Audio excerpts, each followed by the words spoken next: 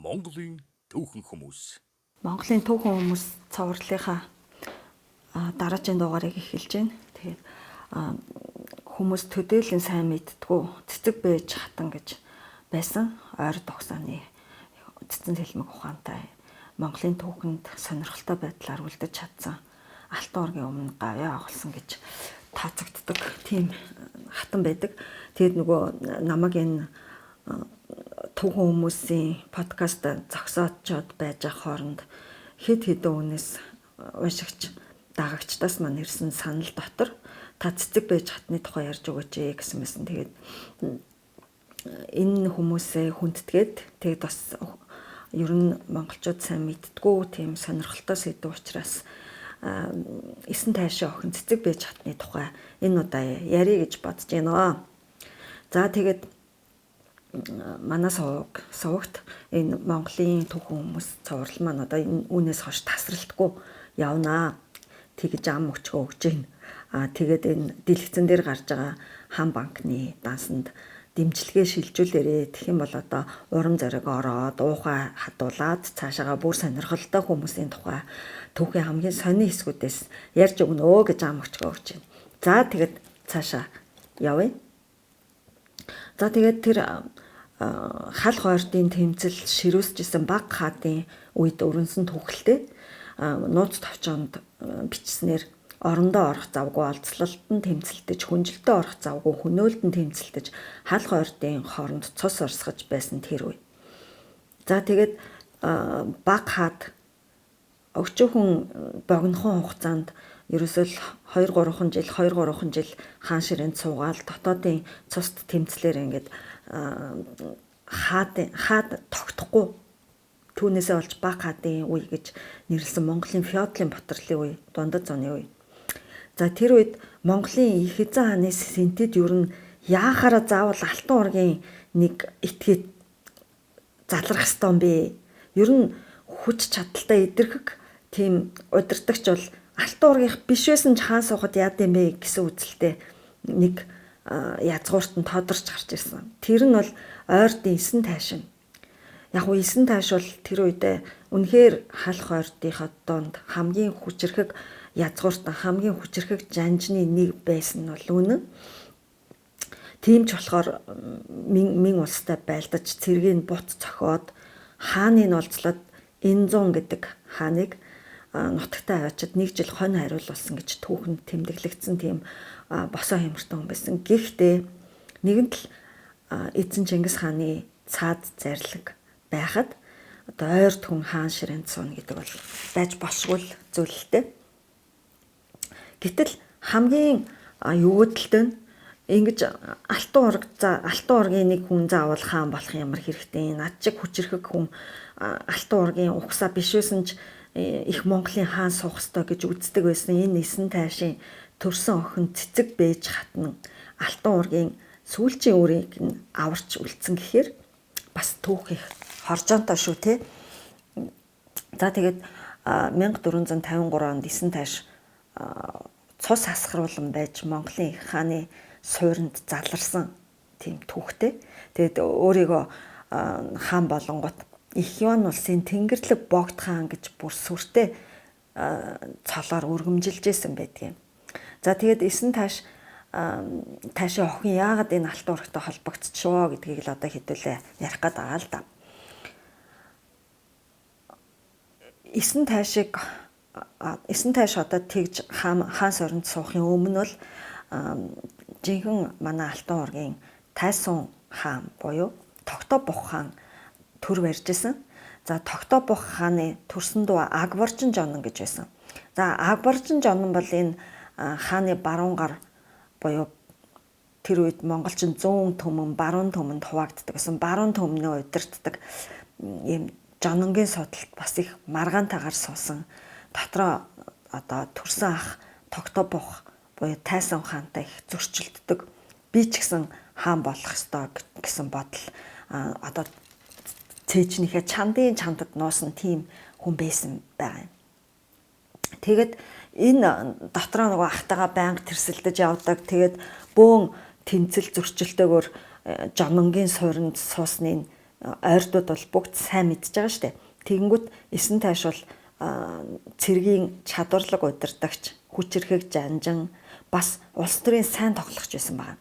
Тийм болохоор энэ ах トゥ хоёр Алтан уургийн язгууртан Тогтоо Бухан Агваржин хоёрын хоорондох зөрчил дээр нь тоглоно гэж тийм өнцөг өөртөө олж авсан. Тэгээд тэгэх одоо тийм шатрын хүү болгож Агваржин жононгийн хүү хар хуцаг тайжид өөрийнхөө цэцэг гэдэг нэртэй охиноо хатан болгож өгөөд алтан аргамжаар ингээд Алтан уургийн Агваржин жононтой сүлбэлдэх тийм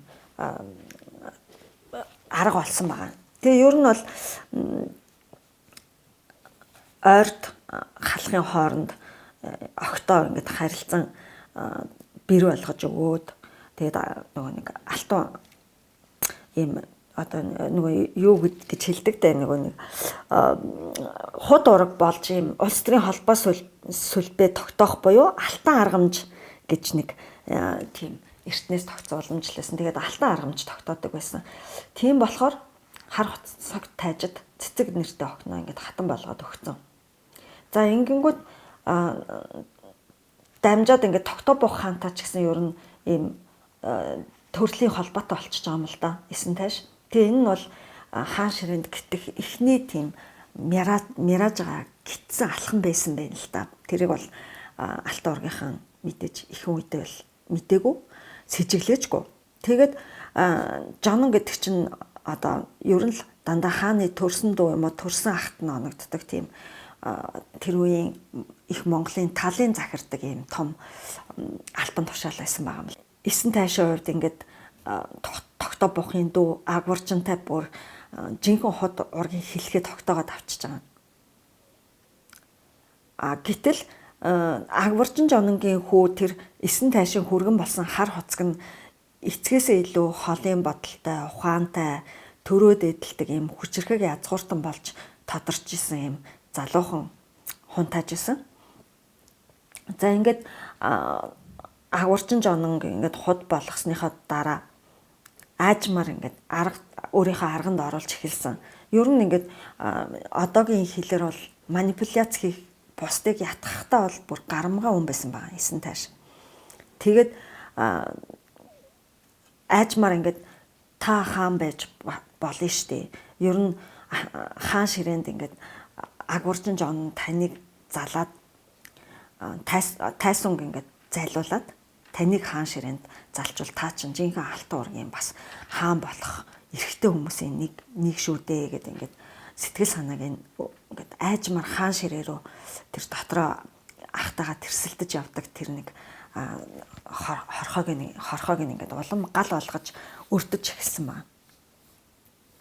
Тэгээд Агваржин жон ч гэсэн ингээд худынхаа үгэнд бүр итгэцэн өөрийг ингээд хаан өргөмжлөх гэж байна гэд тайсон хаанаас тэрсэлж эхэлсэн байна. Тэгэхэд энэ үед эсэн тайшин жинхэнэ хүргэн нь жинхэнэ хадмынхаа талд орж явах ёстой гэж бодмоор да тий. Тэгэхэд хүү хар хуцаг нь эцгийнхаа энэ урвалт шаруултыг байнга эсэргүүцчихсэн.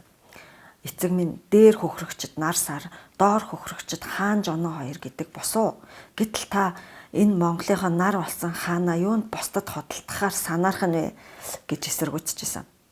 Тэгсэн ч Агваржин жонон бол юу хүүгийнхаа үгийг одоо сонсох вэ? Сэтгэл дотроо баг өөрийгөө хаан ширээнд залцсан байгаа штэ нөгөө мантгацсан хатан кинон дэр эсмэл тайж юу нөгөө ордны хуйлдаанаар мантгааг шархтуулчаад Батмөгч жононгийн эзгүй ойгоор хаан сэнтэд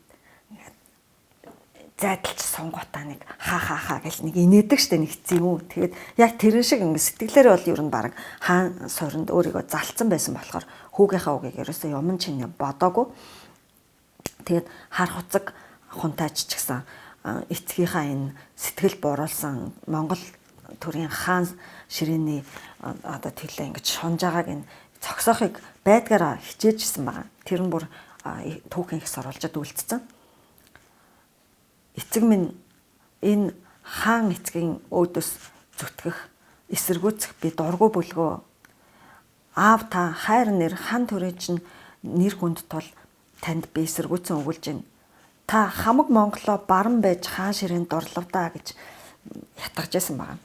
За тэгээд мэдээж эрэг эцгээ зогсоож чадаагүй.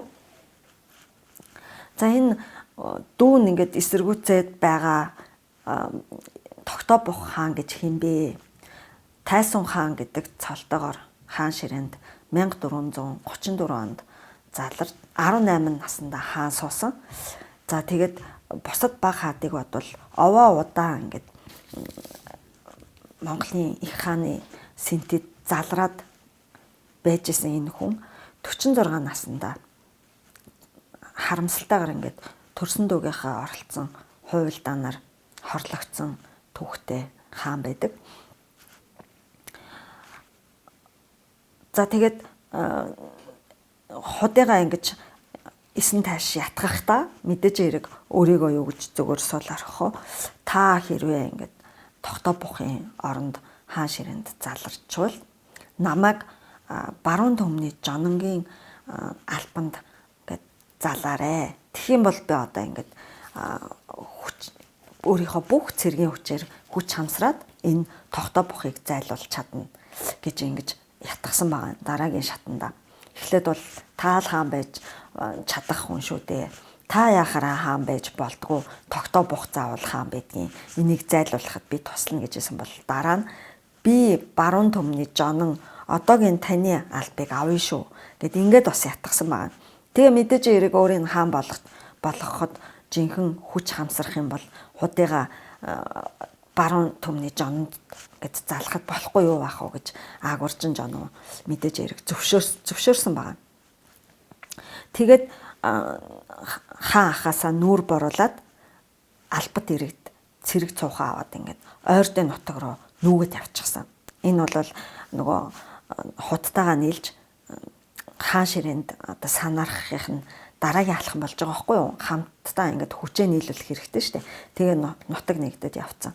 Тэгээд Тайсон хааныг нэг буруутгах шалтгаан хэрэгтэй дээ. Тэгэнгүүт Тайсон хаан ингээд өс төмийн улстай ойртож шадралж гин гэдэг хуурамч шалтгаан гаргаж ирээд тэгээд эсэн таашийн хүчрхэг цэрэгтэй өөрийнхөө цэргийг нийлүүлээд аргын толлын 1451 оны 12 сард гэж байгаа.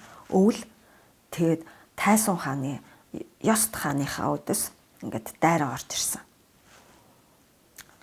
Баруун төмний цэрэг гэдэг чинь Тайсон хааны их цэргийн тал нь гэсэн үг шүү дээ. Тэгээд тэр их цэргийн талыг ингээд төрсөн дүүн аваад тэр үедээ хамгийн хүчрэхэг байсан ойрдын цэрэгтэй нийлээд ингээд дийлдэшгүй хүчээр дайраад ороод ирэхээр дайн тулаан хийн гэсэн ямар ч хар сэжиггүй ингээд 50 сайхан сууж исэн Тайсон хаанд тэр их хүчтэй хал хойрдын нийлсэн цэргийн хүчийг сүрч тэмцэх ямар ч чадал байгаагүй. Тэгээд арга буюу хідэн шадар хамгаалагчтай дагуулад тэр эсэн агварчин жонон хоёрын цэргийн бүслэлтээс нь ингээд оргож гараад өөрийнхөө эзэмшил 100 төмний нутгийн гүн рүү цогцсон.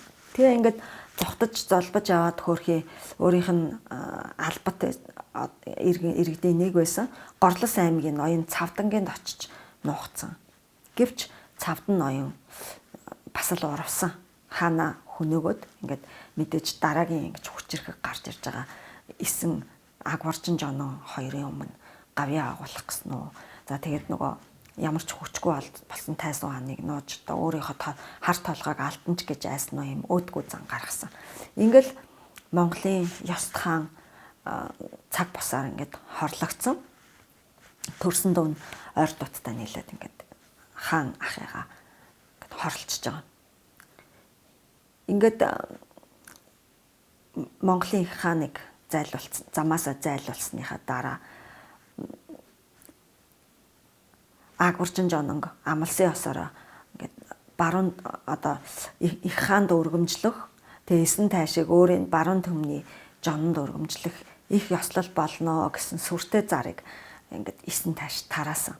Тэгээ тэр болох одоо их ёслол их хаан баруун төмний жоно хоёрыг шинээр ингээд залах ёслол нь уурхаа гэдэг газар болно ингээд баруун зүүн төм даяар ингээд зараа түгээсэн.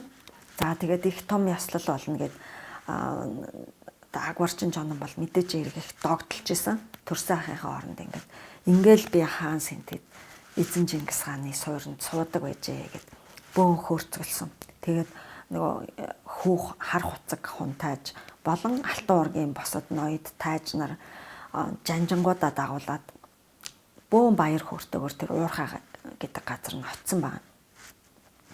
Гэтэл эсэн тайж мэдээж хэрэг тэнд ёслолыг дэглэж байгаа хүн гэдгээрээ бүх хороо найруулсан. Төрүүлээд их зэрэгэ ингээд бүр засаад очсон. Их баг хоёр өргөө гэр бариулсан. Цагаан эсгээ дэвсээд ингээд агварчин жонон болон алтан уургийн босод ноёдыг сүр жавхлантайгаар угтсан байна. Тэгээд хамгийн хачирхалтай нь тэр их баг хоёр өргөө нь ингээд тойроод ингээд цэргээр хамгаалсан байсан гэж тэмдэглэдэг. Тэгээд бүх дагуулуудын нөгөө нэг өргөнд нь оруулаад их өргөнд нь агварчин жоног хүүтийг оруулсан.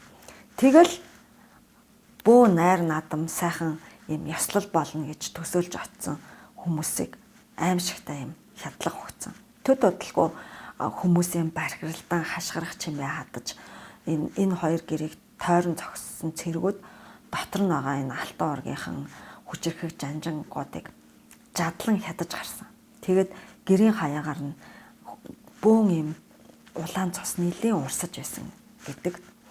За Монгол хүн хүндэт зочноо дээдлэн дэвсэж өгдөг ам цагаан эсгээгээр тэр гэр дотор ухсан ганг нүхийг таглаж агаад олон ноёдыг хуурч оруулж нүхэнд унгаагаад дээрээс нь жадлаад арай юм ухаан самбаатай нүхнээсээ гарч ирээд гэрийн хаягаар гарах гэлэр нь гаднаас нь бас ингээд цавчаад жадлаад аимшигтай юм хядлага болсон байна.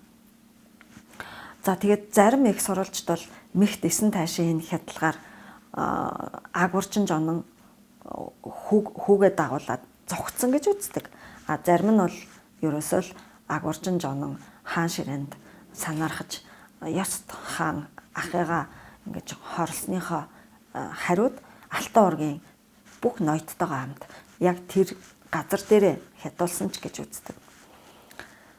Агварчин жононгийн энэ хаан суурин залах ёслол дагуулж очсон 33 өргөлөгтөн тайж 61 хэгээртэн баатар жанждаг ойрдод хайр найргуу хядаж устгасан байна.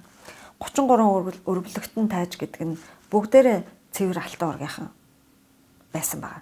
За ингээд анхнаасаа л тайсан хааны эсрэг босох эцгийнхаа уруух санааг эсэргүүцэж байсан хар хуцаг тайж ам сахигч Шадарбаатар хэрэг Нагачууга дагуулад ойрдуудын гараас ингээд ам мөрсөн зогтож гарч чадсан боловч цагаатаа угсааны нэгэн ноёнод очоод бас л тэндээ алуулсан. Энэ уурхай гэдэг газарт болсон алтан уургийнхны энэ аимшигт хядлагнаас хойш ноёдын үхэл чуулганд нохоо үхэл ганганд гэсэн тэр гашуун зөөрөг дэлгэрсэн байлээ. Ингэж ойрдын эсэн тааш асар их хядлага хийж цусан далай урсган байж Монголын их хааны сэнтэд ёс бусаар заларсан. 1252 онд эсэн таашийн хаанчлал эхэлсэн гэж үздэг. Харин түүний хүргэн хар хуцаг өгсөн ч гэсэн хатан цэцэг бэж нь хөл хөндүүлсэн алтан уургийн цэвэр хааны удмын ганц хоёрхан хүний нэг нь ингээд өст эсэн таашийн өөрийнх нь охиныг хэвлээд үлдсэн байна. За ингээд энэ нь бол алтан ургийн хэлхээ эгнэгт үл тасрахын юм азтай хувь тохиол байсан. Зарим сурвалжид агварчин жонон хүүтэйгээ хамт зугтаж гараад алтан ордны улсын зүгт давхиж яваад алгацсан гэж бас үздэг. Ямар ч л байсан ингээд агварчин жонон хар хуцаг хунтайж хоёулаа эсэн таашийн гарт үргэцсэн. Энэ цост хядлагын дараа эсэн ёс бусаар их хааны сэнтэд заларсан ч алтан уургийн бос түүнийг ард түмэн язгууртнууд хүлээн зөвшөөрөх өнөд хаанчлан суух тийм ямар ч суур найдвар байгаагүй болохоор 2-3 жилийн дараа бас хаан суурнаас ингээд зайлуулагдсан. Эр нөхөр нь тэнгэр тайлахад цэцэг байж арга буюу ингээд ойрдын нутагт төрхөмдөө хөл хүнд очсон. Өөрийнх нь эр нөхөрч байхгүй тэгээд зүүн баруун төмний хамгал амьдрал ингээд оронгороо эргэжж байгаа штеп. Нэгэнт эргүү болж билүүсээ хоцорсон цэцэг хатныг эцэг эсэн шууд өөр нэг ноёнд хатан болгож өгнө гэж дайрсан байна. Тэгээд хэдийгээр нөгөө сайн ятгалаг хийдэг хүн чинь охиноо дараагийнхаа эрдээ оч гэж хичнээн ятгаад цэцэг бэж анхны эр нөхөр хар хуцаг хүн тажихад дурсгалыг үл умартахын учир дахин өөр хүнд очихгүй гэж эрс эсэргүүцээд тэр ноёнтой нь ураглалгүй үлдэж чадсан байна. Урд нь элбэг нэгүүлсэгч хаан ойрдын Батуулаад шансанд самар гүнжээ найр тавин өгч байсан нь тэр одоо ойрдын нутагт үлдсэн алтан ургийн хяад боржгон ухсааны ихээхэн нөлөөтэй хатан байсан байна. Тэгээд энэ самар хатны ачгүй нь эсэн тайш шүү дээ. Ингээд самар гүнж нь бол эсэн тайшин эмэг их байдаг. Гэтэл эсэн тайш нь болохоор одоо энэ эмэг ихийнхаа ураг удам алтан ургийнхныг хядсан гэдэг юм бөөн юм өгөөдөлтэй л түүх үргэлжилсэн байгаа юм л да.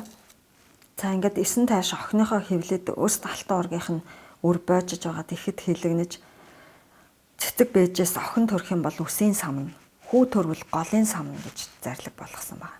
Энэ нь бол хүү төрөх юм бол хөнөөх хэрэгтэй гэсэн үг. Уул нь өөрийнх нь төрсөн зээ хүү шүү дээ. Тэгээд одоо эрх мэдлийн төлөөх тэмцэл улс төр гэдэг ийм аимшигтай байсан байна.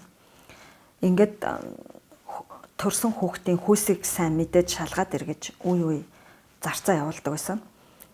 Төрөхт нь бол цэцэг бээж өөр нэг зарцын охинтой ингээд солиод охин төрлөө гэж болон зар тараасан байна. Тэгээд нөгөө зарц нь яваад очихоор цэцэг бээж хүүхдээ үзүүлэхдээ бас л нөгөө зарцын охины гууж авчирч үлгээдээд надаас охин төрвөө гэж хэд хэдэн удаа хуурч буцаасан байна. Угаасаа цэцэг бээж бол эцэг эсн нь зээгээ хүүл байх юм бол голын самнах гэсэн санаатай байгаа гэдгийг хэдийнэ мэдчихсэн байсан. Гэвч ингээд ойрдын нутагт ингээд эцгийнхаа гарт байгаа юм чинь хичнээн ч олон удаа тэгж хүүгийнхаа амийг хэлтрүүлэх юм билээ. Цаашаа арга мухардна гэдгээ мэдсэн цэцэг бээж ухаан сэлж эмэг их самар гүнжээс ингээд хүүгийн минь амийг авраач гэж гуйсан нь хамгийн зөв мэрэгэн арга болсон юм байна. Тэгэд самар хатнаас эмэг их минь ээ надаас төрсөн миний хөвгүнийг эцэг минь алах гэж 2 удаа хүн зарж үзүүллээ. Би бос хүний охин үрийг зольж аваад үлгээдэн байж хүүгээ охин гэж хууран амь хэлтрүүллээ.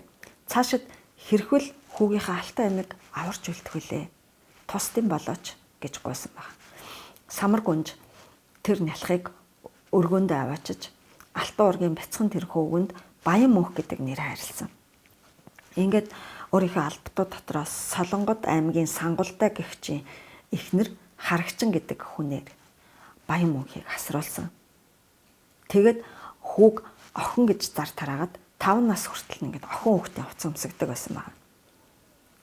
Тэгээд хүүг ямар ч байсан хөнөөж алтан ургийг одоо таслана гэж санаа агуулсан өвөг эцэг эсэнгийнх нь гарт өгөхгүй тулд хүүг 5 нас хүрэнгүүт нь зүүн төмний нутгийн гүн рүү аюулгүй газарт хүрэхээс өөр ямар ч аргагүй гэдгийг ойлгосон. Тэгэд самар тайхуу хатан ойрдын өвөөдөө гэдэг нэртэй баатрыг дуудаж авчираад за энэ хүүг чийл авар. Эзэн Чингисийн алтан ургийн үлдсэн энэ үр хойчийг аварсан хүн энэ насанд байтгаа үрийн үеийн үед монголчуудад дархлагдан өргөмжлөгдөх гавьяатан болно шүү гэж ятгасаар өгөөдөг зөвшөөрүүлсэн. Энэ тухайн үед хаан болсон байсан эсэнгийн одоо тэр хөнөөх гээд байгаа хүүхдийг аваад хааны үлдсэн төрөл саданлуу явна гэдэг чинь амьд үсэн хэрэг байхгүй юу?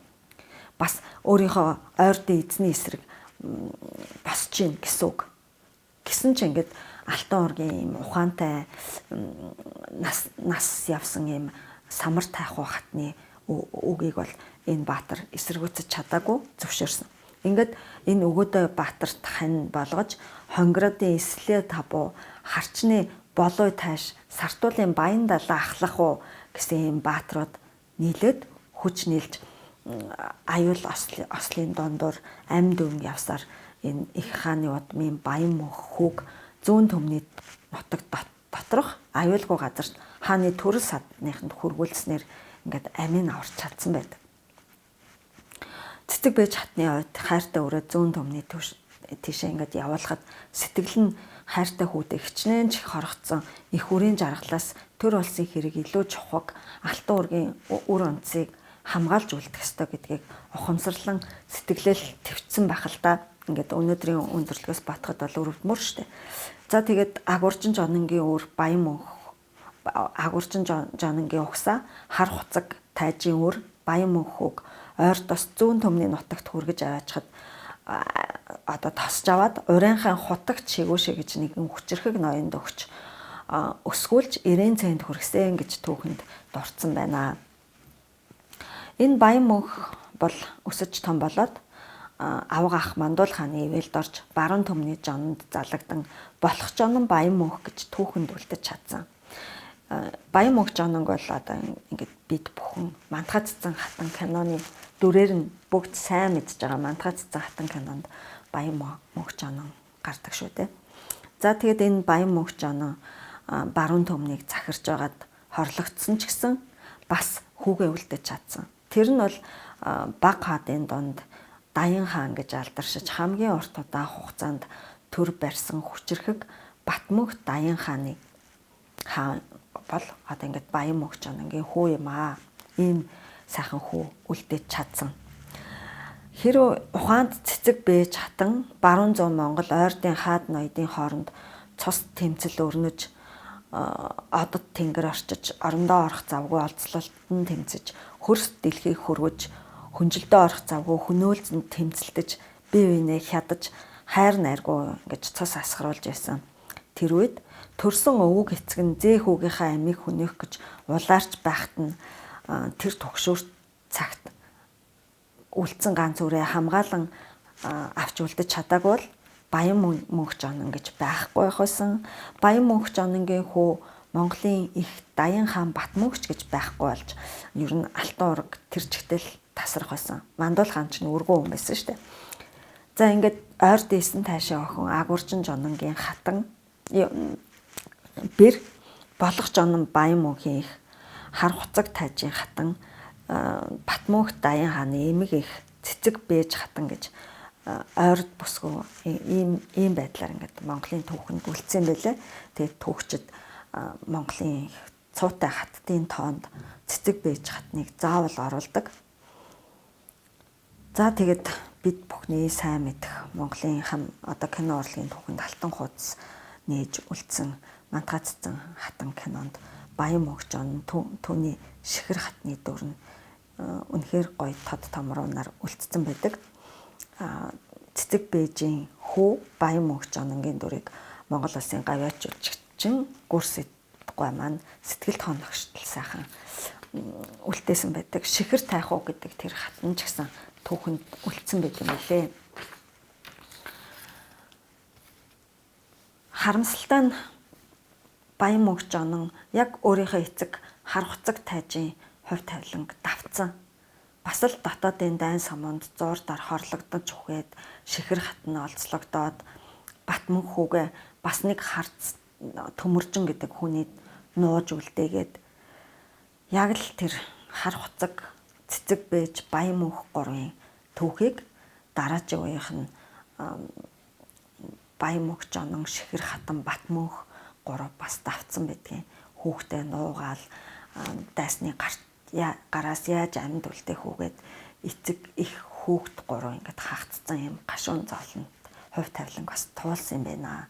Тэрийг ингээд уншихаар бас надад бол их гонигтай. За тэгээд кинонд гардагчлан эсмэл тааш баян мөнх жонон хөнөөгд хатан шихэр тайхууд чинь нутгийн чинь заа галын чинь асаа игээд олзолж аваад хатнаа болгочихсон. Тийм тэр нь бол түүхэндээ ингээд тэмдэглээд үлдсэн байт юм бэлээ. Тэр эрен алагдаад бэлэвсэн үлдсэн эмхтэйг дараачийн ингээд хүн ямар ч өөрийнх нь санал бодлыг асуулгүйгээр гарч ирээл шууд өөртөө ингээд ихнэр хатан болгоод авчдаг. Тэгээд тэгж одоо олзолж булааж авахтаа хилдэг бүр өвгтэй байсан байгаа. Тэр нь нутгийн чинь заа галын чинь асаа гэж хэлдэг байсан байна. Тэгээд цэцэг бэжийн нөхрийг ч гэсэн үндсэндээ төрсөн эцэг эс нь хороож алчаад тэгээ бэлэвсэн үлдсэн охиноо охиноосоо төрж байгаа хүүхдийг өөрөө голын самарна гэд. Тэгээд хүүхдгөө олгож үлдээж агаад өөр ноёнд зүгээр ямар ч санал бодлыг асуулгүйгээр эд зүйл шиг л тэр ноёнтой ноёны хатан бол гэж дайрч исэн байгаа. Түрүүн би ярьлаа шүү дээ. Тэгэд ер нь энэ их гүрний үе за тэгэл энэ дундад зууны гэдэг Монголын эмэгтэйчүүд хаттын амьдрал бол үнэхээр гашуун гонигтай байсан гэдэг нь ингээд харагдаж байгаа. Ингээд зүгээр ингээд тийм л байх ёстой. Ёстой нөгөө мантга цэцэн кинонд гардаг шиг нөгөө нэг эрэг ганганд галуу олон байна. Алийг харуулхаа эрмэн та мэднэмзэ эмс охид олон байна. Алийг буулгахаа хаамын та мэднэмзэ гэд тэр үед арга буюу хүлэн зөвшөөрчсэн ч гэсэн тэр чин бүгдээрээ ингээд өөрийн гэсэн хувь тавилантай хайрлаж дурлдаг ийм ухаант хүмүүс байгаа шүү дээ. Тэгэхэд чи ерөөсө ямар ч өөрийн гэсэн хувь тавилангаа шийдэх толгойгүй дан тулаанд ингээл дан ирчүүдэндээ вэ хөнөөчдөг тэгэнгүүт нь ингээл охид эмэгтэйчүүд хаттад нь ингээл дурын тэр ялсан хүний гарт орж олцлогддог дуртай хүнд нь ингээд эд зүйл шиг ингээд шагнал олгоод очичдаг. Үнэхээр гашуун хувь тавилантай байсан байна л да. Тэгээд тэр үед ч гэсэн ингээд хэдий хувь тавилан тийм хатуу ч гэсэн үр хүүхдээ хамгаалах эр нөхөртөө үнж хайраа хадгалж үлдэх гэдэг ийм ухаан үлдэж чадсан ийм ухаантай хаттын нэг нь ойрдын 9 таашийн охин цэцэг бэж хатан байжээ. За ингээд анхааран сонссон та бүхэндээ баярлалаа. Дараагийнхаа дугаар хүртэл баяртай. Тэгээд хаан банкны дансанд маань дэмжлэг илгээгээрэй. Цаашаа энэ түүхэнд үлдсэн ховор содон хүмүүс сонирхолтой түүхийг сонсъё гэвэл шүүдэр цэцэг бэ сувагт маань subscribe дараарай гэж хүсэж байна. Баярлалаа.